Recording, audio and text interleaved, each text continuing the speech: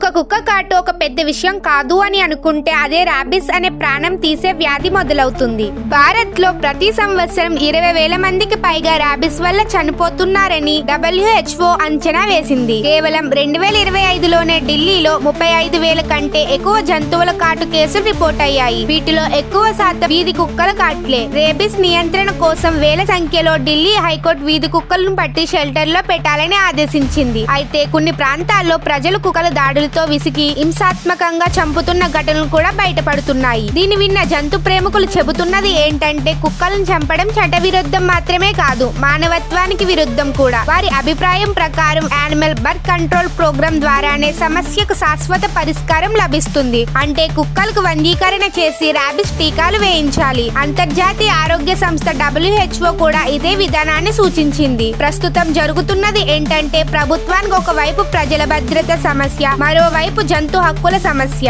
అందుకే సమతుల్య ప్రయత్నం చేస్తున్నారు. ప్రమాదకరమైన కుక్కలను వేరు చేసి షెల్టర్ లో పెట్టడం, మిగతా కుక్కలకు రాబిస్ టీకాలు వేసి వందీకరణ చేయడం. అయినా కూడా ఈ లోపల హింసాత్మక ఘటనలు జరుగుతూనే ఉన్నాయి. అందుకే డాగ్ లవర్స్, యానిమల్ యాక్టివిటీస్ బలంగా నిరసన వ్యక్తం చేస్తున్నారు. రాబిస్ నిజంగా ఒక పెద్ద సమస్యనే, కానీ కుక్కలను చంపివేయడం పరిష్కారం కాదు. టీకాలు, వందీకరణ చేసి ప్రజల్లో అవగాహన పెంచడం ద్వారానే దీన్ని నియంత్రించవచ్చు. ఈ ప్రాణాంతక వ్యాధి ఎక్కడ పుట్టిందో తెలుసా మీకు? ఇది సుమారు 4,000 సంవత్సరాల క్రితమే మెనపాటోమియాలో ఒక వింత వ్యాధి రికార్డ్ అయింది. ఈ వైరస్ మొదట బల్లులు, నక్కలు, తోడేళ్ల కాట్ల ద్వారా వచ్చింది. తర్వాతే కుక్కలకు వ్యాపించింది. ఎందుకంటే మనిషికి అత్యంత దగ్గరగా ఉండే జంతువు కుక్క. అందుకే ఈ వ్యాధి మనుషులకే వచ్చే ప్రధాన కారణం కూడా కుక్కలే అయ్యాయి. ఈ వైరస్ రక్తంలో కలవదు. ఇది నెమ్మదిగా నరాల మీదుగా మెదడు వైపు ప్రయాణిస్తుంది. అందుకే మొదట్లో మెదడులో ఎలాంటి లక్షణాలు కనిపించవు. కానీ ఒకసారి మెదడులోకి చేరాక తప్పించుకోవడం మాత్రం అసాధ్యం. అందుకే కుక్క కరిస్తే వెంటనే గాయాన్ని కనీసం 15 నిమిషాల పాటు సబ్బుతో, నీటితో బాగా కడగాలి. తరువాత